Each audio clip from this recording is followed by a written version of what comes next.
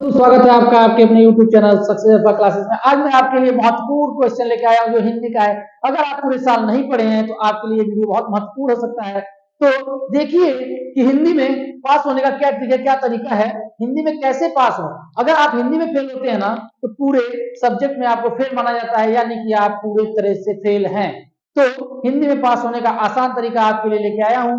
आपको सीखना, समझना और देखना है कि हिंदी में कैसे पास हो। आइए बढ़ते हैं अपने जो हिंदी में मोस्ट इंपॉर्टेंट क्वेश्चन आते हैं उसकी तरफ। देखिए ये बहुविकल्पी प्रश्न जो है 20 नंबर का आता है एमसीक्यू। उसमें क्या करना है आपको, पहले शुक्ल युग और शुक्लोत्तर युग के इनकी लेखक और रचनाएं याद करिए।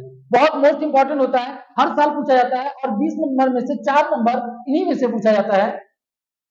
रीतिकाल और आधुनिक काल, इनकी विशेषताएं और कवि, इनके भी कवि में से कम 4 नंबर का पूछा जाता है। और आ जाते हैं फिर रस में, हास्य रस और करुण रस। ये तो एकदम सिंपल सा होता है, हास्य और करुण रस। आपको आज के भाव से ही पता लग जाएगा कि हास्य रस है या करुण रस है। और अलंकार, उपमा, रूपक और उत्प्रेक्षा अलंकार को आपको अच्छे से पढ़ लेना है। फिर आते हैं छंद में, रोला और सोटा। इसमें क्या होता है, मात्राओं को गिनना होता है। मात्राओं को गिनने के लिए आता है, आप आसानी से मात्रा गिन सकते हैं। व्याकरण में उपसर्ग, प्रत्यय, समास। समास में क्या पढ़ना है, द्विगु और द्वंद्व समास और तत्सम शब्द भी पढ़ लेने हैं। इसमें फिर आगे आते हैं कि 3 पाठ के गद्यांशों को तैयार कर लेना है। आपके 3 पाठ के गद्यांशों को बस तैयार करना है, जिसमें से मित्रता जो कि रामचंद्र शुक्ल द्वारा लिखा गया है, ये मोस्ट इंपॉर्टेंट होता है, हर साल पूछा जाता है। और ममता जयशंकर प्रसाद जी द्वारा लिखा गया है। उसके बाद भारती जो है भारतीय संस्कृति का है, डॉक्टर राजेंद्र प्रसाद जी का है। आगे बढ़ते हैं, इन कवियों की व्याख्या करनी है किसमें, पद्यांश में। पद्यांश में किनका, सूरदास जो पद लिखे हैं उनसे, और तुलसीदास धनुष भंग व वन पथ पर, और रसखान का सवैये। इनमें से याद कर लेंगे, आपका 100% चांस है कि हो जाएगा। अब आगे जीवन परिचय जो कि 10 नंबर का आता है, और ये पद्यांश 6 नंबर का आता है। 10 नंबर में जीवन परिचय आता है। आप किसी भी 2 जीवन परिचय, 2 पद और 2 गद्य से है, जिसमें आप 1 मिनट अगर 1-2 बार अच्छे से पढ़ लेते हैं तो ये पूरा समझ में आ जाएगा।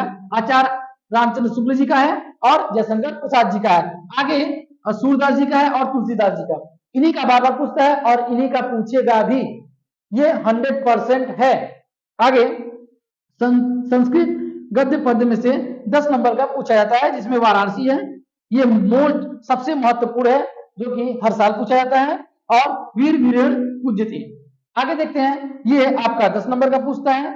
आगे देखते हैं, निबंध लेखन, विज्ञान वरदान या अभिशाप। जब ये याद कर लेंगे, आपको हिंदी सामाजिक ज्ञान दोनों में काम आएगा। और पर्यावरण प्रदूषण, ये भी हिंदी और सामाजिक ज्ञान दोनों में काम आता है। तो आपके लिए बेरोजगारी समस्या, ये भी हिंदी और सामाजिक ज्ञान दोनों में काम आता है। ये भी आपका 7 नंबर का रहता है। आगे खंड काव्य क्या है, खंड काव्य 4 नंबर का पूछता है।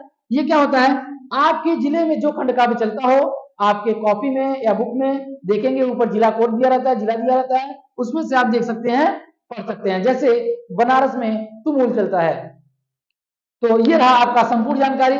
आप अभी न तैयारी किए हो तो इसको पूरी तैयार कर लें और अच्छे से 70 में से 70 नंबर को ला सकते हैं।